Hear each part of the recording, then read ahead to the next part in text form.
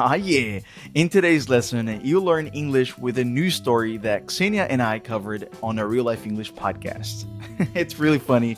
And first, you're going to watch the clip, then you'll learn with it, and at the end, you're going to be able to watch the whole clip again without any subtitles. You'll see. You know, a lot of us would like to think that our dog would protect us or our home from an intruder. I, for one, am sure our dog would not. And that would put her in the same category as this pooch, who was content to let a burglar give her pats. This dog is friendly to a fault. I love you too. That dude giving the golden retriever a belly rub isn't the owner. Cops say he's a burglar. That's right. Instead of guarding the house and scaring off the intruder, the dog approaches the bad guy with tail wagging. Dude. The suspect is so enchanted, he ignores the basic tool of his trade, the quick getaway, and sticks around to play. You're the coolest dog I've ever known. He even gives the homeowner a word of advice. Where's your dad? If your dad should not have to leave your garage open. After more affectionate pets, the burglar bids farewell and strolls off with a high-end $1,300 e-bike. Maybe the bad guy was really kind-hearted and the dog just felt that, you know? Maybe, yeah. I think dogs can feel your energy. And I believe in that kind of stuff. If not your energy, but they can sense it somehow. Maybe it's your facial expression. I don't know what it is. But dogs have that kind of sensorial capacity, right? I used to believe that until one dog just bit me out of nowhere. So right now I doubt that theory. Was that like a stray dog? That was a stray dog. Now I don't trust them. And by the way, the stray dog, guys, is those street dogs that live on the street. They actually don't have any owners. All right, Xenia. So it was so interesting to see how every single sentence of this clip comes with an expression to be learned or some connected speech example. And I thought we could start from the beginning with something that reporter said. She said, "A lot of us would like to think that our dog would protect us." You know, a lot of us would like to think that our dog would protect us. This expression, would like to think, I'd like to think, all these words are really common, really normal, but it actually means something when they're collocated together like that. I like to think. What does that mean? Mm-hmm. I really like the structures like that. It has or adds a different nuance. It's different from just saying I think or I believe. I would like to think or I would like to believe means that you kind of wish what you're saying or what you're believing is true, but you're not 100% sure. You kind of express that you wish it to be so. Yeah, like for example, I'd like to think that people are generally honest, but a lot of times I find out that they're not. I'm proven wrong. I'm naive in that sense. All right, so she says that she'd like to think that dogs protect their owners, their homes. And she goes on to say, I, for one, am sure that our dog would not. I, for one, am sure our dog would not. For one, that is another expression there that if you don't know what that is, it can be confusing. I, for one. What does that mean? I, for one, I imagine it like as if it was a shortened version of the phrase. For example, if I wanted to give you just one example, so in my case, our dog would also not protect us. So for one stands for just to bring you one example, for example. And I hear it a lot to express personal opinion, right? And she says, instead of saying dog here, she says pooch. Yeah. Now, that's another way to say dog, right? It reminds me of this word smooch. It's just like when you give a small kiss. So she says that her dog is in the same category as this pooch that we saw in the clip. And the dog was content. It was okay to let a burglar give her pats. Who was content to let a burglar give her pats. What does she mean by to let a burglar give her pats? So to let a burglar give her pats means to be okay with this guy, a burglar, just patting her, You might know this expression to give yourself a pat. So patting is just like this tapping. That's what she allowed the burglar to do. And let's explain the word burglar. You see, the guy was breaking into the property. What is that, by the way, to break into a place? Is to enter this place illegally. the way thieves usually behave. So you kind of think, what's the difference between a thief and a burglar? So a thief is more general term for a person who steals things. If you steal from somebody's house, from somebody's property, you are a burglar, because burglar exactly emphasizes the nature of the crime. There are all these words, right? There are all these different words for the variations of stealing something in a particular way. Like if you steal something from a store, for example. Do you know the expression? Yeah, that was like, it's shoplifting. And there are pickpocketers, those people, or usually young lads, who would steal from your pockets on the streets, or your purse, maybe. Exactly. And there's always like the noun related to the person who does the thing, and the noun related to the activity itself, like a shoplifter, shoplifting, burglar, and burglary. There is also robbery and to rob. Yeah, to rob. That's interesting, because if you think about what happens, for example, in a bank robbery, that's not stealing, that's not burglary, that's a robbery. Like you are usually by force or threat, you are taking items with you and you are stealing. And there is this word who many have learned from this Spanish series, money heist. Heist is exactly the bank robbery. Another word for that, right? Yeah, and there's like a whole scheme, right? Like a plan to do it. Anyway, I think other words are like mugging. Like a mug is when like there is an attack. But Izzy, could I ask you to break down the connected speech in this phrase? It's a very nice phrase to practice connected speech. Yeah, let me see. She says, I think, to let a burglar give her pats. To let a burglar give her pats. Okay, so we can see there's an American T in the word let that connects with the article A. So, to let a burglar. To let a burglar give her pats. So, the reporter drops the H there from the word her. Instead of give her, is giver. All connected. To let a burglar give her pats. To let a burglar give her pats.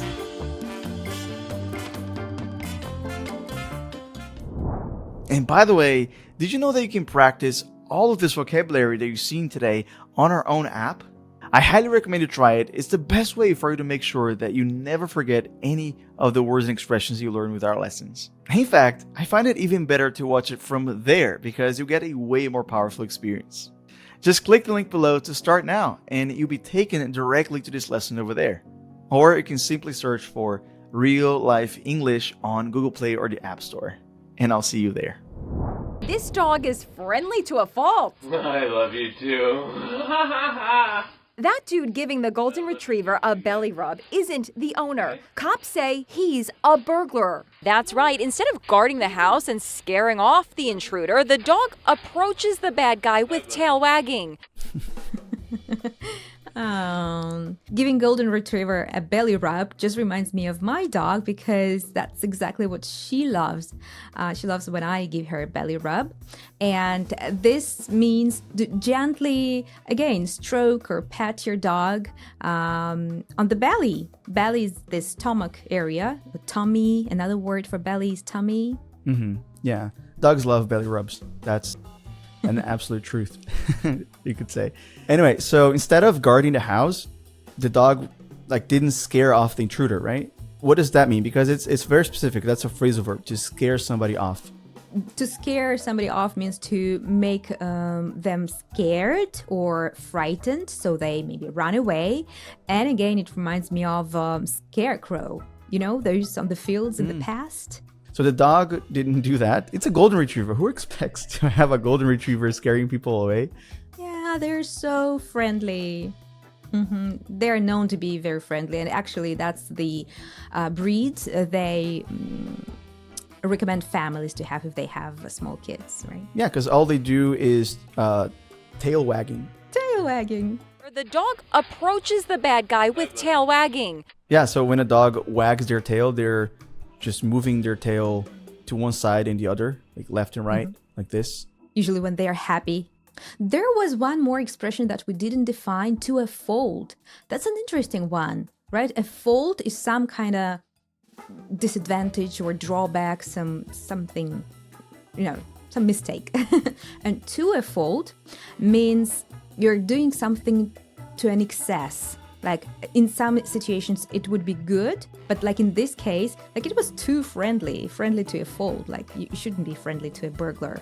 Makes sense. Yeah, it's usually collocated with good things, like good adjectives. If you're friendly to a fault, you're so friendly that then something bad happens because you were too friendly, and you can always use it that way. What would you say that you're usually something to a fault yourself? Okay, maybe I'm like too much relaxed, like relaxed to a fault. Sometimes I have to be more alert in some situations, but sometimes I'm relaxed to a fault. Yeah, in this day and age, we want to just relax more, right? Like there's too much going on and most people are feeling stressed these days. So yeah, but you can't be relaxed excessively. Anyway, so let's continue watching the clip. Dude. The suspect is so enchanted, he ignores the basic tool of his trade, the quick getaway, and sticks around to play. You're the coolest dog I've ever known. An interesting expression here, right? Tool of his trade.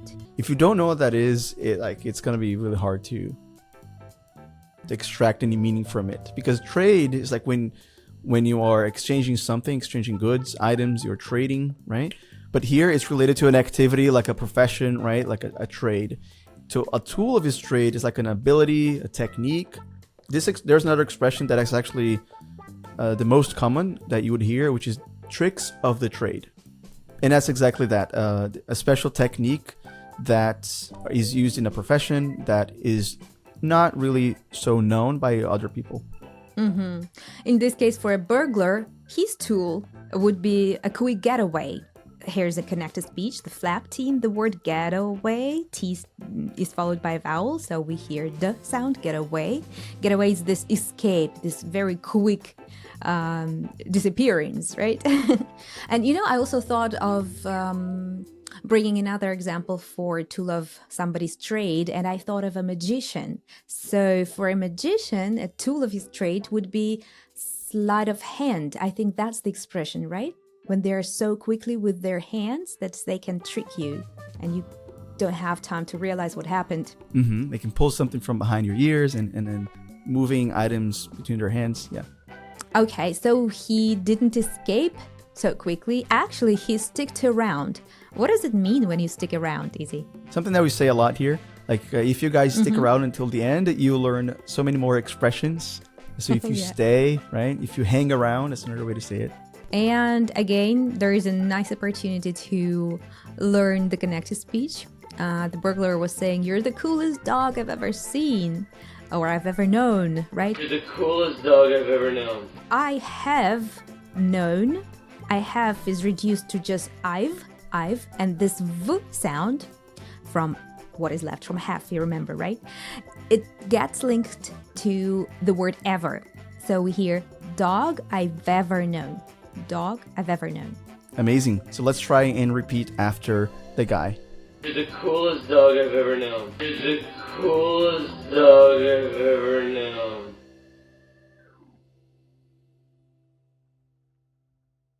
All right, now let's check out the last part of this clip. He even gives the homeowner a word of advice. Where's your dad? Where's your dad? She's not enough to leave your garage open. After more affectionate pets, the burglar bids farewell and strolls off with a high-end $1,300 e-bike. What a burglar. He even gives a word of advice to a homeowner, right? So to give a word of advice actually means to warn somebody, to give advice. Why we use here a word of advice, it's because just advice is like those nouns, uncountable nouns like knowledge or information, which we cannot actually count. So we always have to use a piece of advice, like remember a piece of news, piece of information. So it's the same here, to give a word of advice. Exactly. Yeah, you can't say, let me give you one advice. That you shouldn't say that. That's not correct. And yeah, it has this meaning of warning. I'm going to warn you about something bad that may happen if you continue doing what you're doing, and give you a word of advice. And there's some nice connected speech there too. Word of advice. What can you identify there? What are the patterns that you can hear? Yeah, so we have this of, which actually gets reduced, and the sound f changes into v, and everything just links together. Word of advice. This D sound from word links into off, and off is linked to the vowel sound advice. Word of advice. Word of advice. So the reporter says that after more affectionate pets, the burglar bids farewell. After more affectionate pets, the burglar bids farewell and strolls off with a high-end $1,300 e-bike. Interesting, like we heard the word pat, like P-A-T, which is that. You already demonstrated it. And P-E-T, pet, can refer to the animal, right? The like dogs and cats, that you own. But it's also a verb. When you pet your pet, like you are doing exactly that. You are giving them a stroke in an affectionate way. Now, to bid farewell, that sounds formal. What is that? I love this, and it reminds me of the book Farewell to Arms, right? So it's just a formal way to say goodbye. To bid farewells, to say goodbye. Yeah, and it's formal, right? A little bit. And I wouldn't use that to just say goodbye if I'm going to see the person the next day. Maybe you're not going to see them like forever, or you may not see them in a long time, so you would bid farewell. You say goodbye to them. And the bid is an irregular verb, so if you want to say it in the past, so we bid farewell. So finally the guy, he strolls off with the bike. To stroll off, what is that? It's a little bit like humorous even, how she used this word to stroll off, because to stroll off means like, to go away in a relaxed, easygoing way without any rush, right? Because to stroll is to have a walk. Usually you stroll in the park, right? Or by the river. So to stroll off, I think she wanted to emphasize how not in a rush, like, how slowly, how relaxed he was going away. Yeah, and this reminds me of the expression nonchalant. When you're acting like cool and relaxed, doesn't seem like you care. And he does that, the burglar, he does that with the bike that the reporter describes as a high-end $1,300 e-bike. What is all that? Because there's many expressions there, right?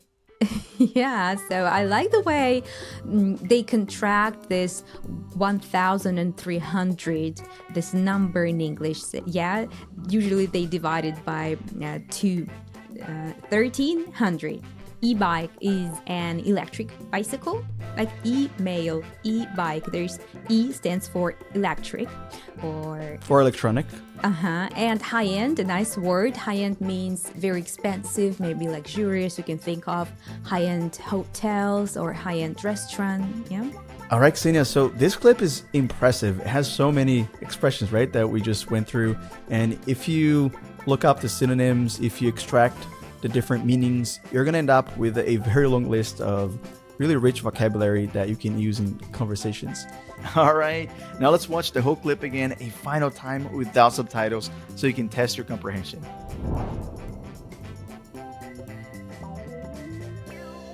A lot of us would like to think that our dog would protect us or our home from an intruder. I, for one, am sure our dog would not. And that would put her in the same category as this pooch, who was content to let a burglar give her pats. This dog is friendly to a fault. I love you too.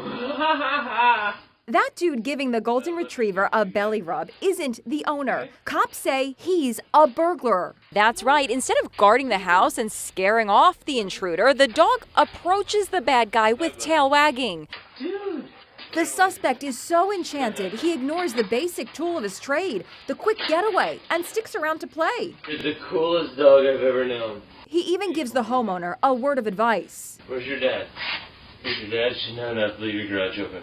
After more affectionate pets, the burglar bids farewell and strolls off with a high-end $1,300 e-bike. Yeah. Now, you should know that this lesson came straight from the RealLife English Podcast, which you can access all of our lessons from the podcast on the RealLife app, our own app. And if you want to practice all the vocabulary that you learned today with this lesson, just click the link below and you get started with it right away. I would be on set working, I'd come and sit in my chair and just scroll. And it was becoming a problem. I was just obsessed with it, and I was obsessed to find out what they thought about me. So I decided to make an announcement and say that I'm taking a break from social media. And the thing that really upset me is the press ran with that and they tried to make out that I was having this mental breakdown. They took the story in the wrong direction. Oh, look, he's not the perfect happy-go-lucky kid you think he is. He's having a nervous breakdown in New York.